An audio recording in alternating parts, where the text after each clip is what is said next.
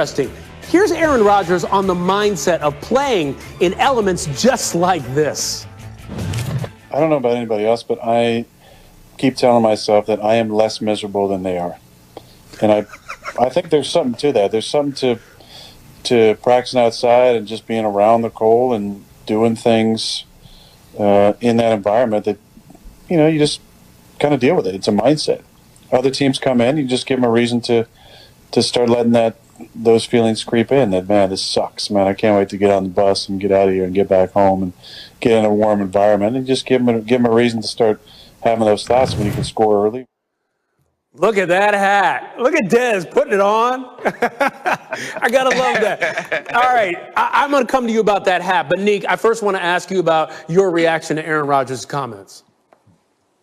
Yeah, I mean, the hat is fantastic. You look like my Santa. I love it. I appreciate the gifts that you dropped off for my kids last week. And I think Aaron Rodgers hit the nail on the head, man. I think he is absolutely right. It's about being a little less uncomfortable than the other guys, because Aaron said the other team is like, I can't wait till we get on that bus. I promise you, many of the Packers are also like, I can't wait till we get in that locker room, but I can wait just a little bit longer than those other guys. So I think that he's right. It's just about giving your opponent one more thing to think about. Like, you got to think about covering Adams. You got to think about beating those corners. You got to think about blocking the Smith brothers. You got to think about Aaron Rodgers coming after you. You got to think about that running attack. And you also got to think about the weather. You also got to think about perhaps potentially some snow. It's just one more thing to think about. It's not a huge factor, but it's something that's on the minds of the players that you would assume the Packers, since they live in that mess, will be comfortable with and not think much of it. So, RC, who's the best equipped to go in and take down the Packers if home field goes through Green Bay?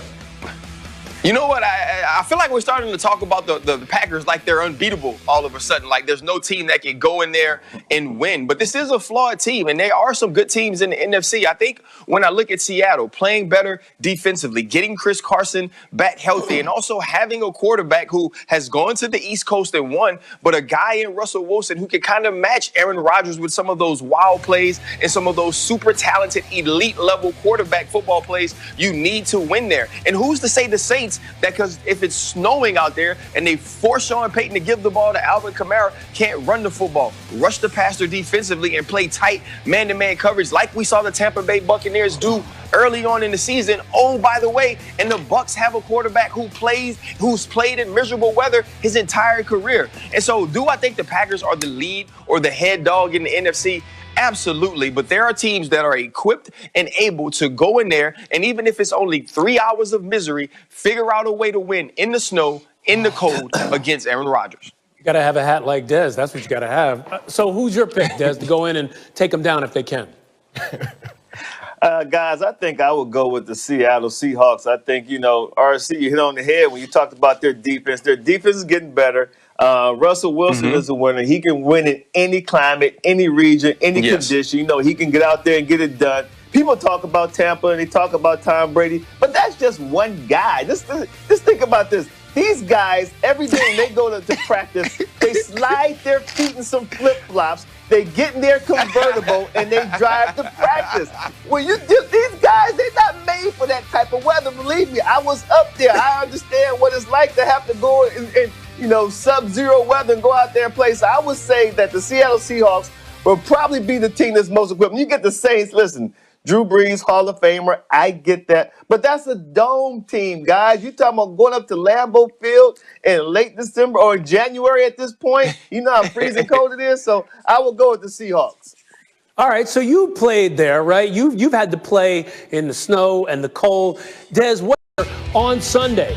Mason Rudolph will start against the Browns in a game that has playoff implications for a lot of teams. Here's Tomlin on the move. It does not change our intentions in terms of going to Cleveland this weekend. Football is our game. Our job is winning. We intend to do our job. We intend to prepare with that mindset and ultimately let our play lead us to that destination. We're not seeking comfort, and so the guys that will be on the field will represent us, and the standard that is the Pittsburgh Steelers will be the standard. Okay, but not everybody agrees with the move. Here's Swagoo yesterday on NFL Live. This team has not looked good. They've played 1.5 quarters of good football in the last month. And I totally understand it. I mean, Ben is 38, right? And you look at these veterans and you want to have guys fresh going into the playoffs. But based on what I've seen from the Pittsburgh Steelers, they need some game plan to get this thing fixed. I would say 1 quarter, 1.5 maybe, and then get them guys out of there. But I would not sit Ben. I wouldn't sit any other starters. I give them some reps against the Cleveland Browns.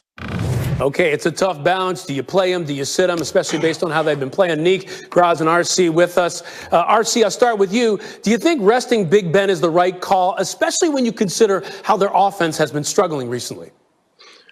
Yeah, I do think it's the right call. Listen, I wouldn't question Herman Boone for resting Sunshine in this position, so I'm definitely not going to question Mike Tomlin for resting Ben Roethlisberger. Listen, when you look at this season, not having a bye week, also in the season where the playoff seeding changes, number 1 seed is the only team with the bye. You're playing in empty stadiums, so home field advantage won't necessarily be what it used to be. And so fighting for that second spot in hopes that the Miami Dolphins beat the Buffalo Bills and that you beat the Cleveland Browns, I just don't think it's worth it. I think Mike Tomlin is prioritizing rest for his starting quarterback, for his aging quarterback, for his quarterback that struggled a little bit down the stretch, who hasn't had any rest this season, coming off of an elbow surgery. I think this is the smart thing to do. I believe he understands that winning is his job. Winning is what he's paid for, but it's winning in the playoffs and giving yourself the best opportunity to advance. And this is the decision that Coach Tomlin gives him that best chance. Neek, what do you think? So first of all, I appreciate Ryan Clark, RC, for starting off easy for you, Ryan Smith. He gave you a nice softball with the Herman Boone reference. I think you can handle that one. That was nice of you. But I do think that as much as Ben Roethlisberger is important to that team, the strong side of that team is the defensive side of the ball. So those guys probably need some rest too. But I would say that Ben Roethlisberger is 38 years old, and he's been playing for like more than 15 years in football. I'm not sure what Swagoo thinks a few more reps is going to do for Ben Roethlisberger, but he is who he is. That team is who they are who they are. I think that rest is much more important, getting them healthy and getting them feeling right going into the playoffs, because a quarter of play is not going to change Ben into a different quarterback. And it's fortunate for them that the second half, particularly the fourth quarter, that looked really good. So they could go in on that high note. Ben Roethlisberger was attacking down the field. They were catching the ball, making plays. So I would be nervous to put them back out there for another quarter and expose Ben to the risk of injury. Take it up. Yeah, let's not forget. You don't want to. They got a good taste in their mouth right now. They had a Michelin 3-star meal in the fourth quarter. You're going to put them back out there, and they're going to get some In-N-Out burger, and then you're going to have to put them on the sideline. It's going to be a problem. Okay, we already got off to a good start. Graz, I got to ask you, you covered this game for the Steelers. You saw the comeback last week. From what you saw, does this move surprise you at all? Oh, no. Look, last week, talking to people around that team, they were on a 3-game losing streak, and everybody was saying, look, Tomlin's trying to keep this business as usual. He doesn't like, to panic anybody. They're trying to do things they would normally be doing this time of year to get ready for the playoffs, and this is one of them. Tomlin has a history of sitting Big Ben and others down in Week 17 when things are all locked up. There's no way to get the 1 seed. There's no real difference this year between the 2 or the 3 seed. So this makes a lot of sense. I wouldn't be surprised if other guys on the Steelers got some rest as well. Look, they are what they are. They're going into the playoffs with the team they have. They looked good in the second half against the Colts. They looked awful in every other game they played in December. The problems aren't going away. They're not getting Devin Bush, who's their Gary Bertier on defense. He's not coming back. So they're still going to have issues as they go into the playoffs. If they get Big Ben some rest, then they will. Then they'll be in the best position to take advantage of their opportunity. Everybody's bringing the references today. Okay, all right, we're just getting started, and I want to talk also about the ramifications. Yeah, exactly. I want to talk about what the ramifications of this decision are. There are 5 teams in the AFC that enter the final week of the season at 10-5, and there are playoff spots to be grabbed. Our FPI sees the Colts, the Ravens, and the Titans as the favorites this weekend, while the Browns and the Dolphins enter as underdogs, but clearly sitting Ben is going to help with Cleveland. So this becomes very interesting. Graz, the big story from the Browns last week was the wide receivers going on the COVID list. What's the latest there that you're hearing?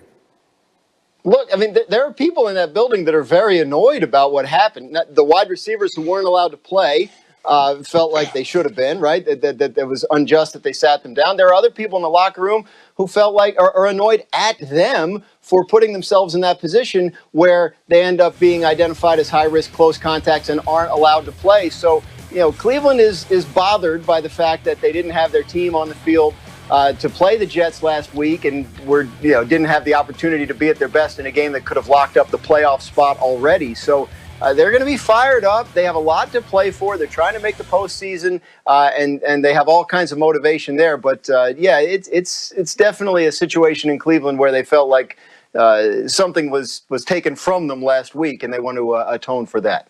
And Nick, we've talked all week about whether or not if they lose, is this team a failure? I think everybody agrees they're not a failure. Or is it disappointing? Yeah, that'll be a problem. But I have this question for you. What does it say about the Browns if they lose this game?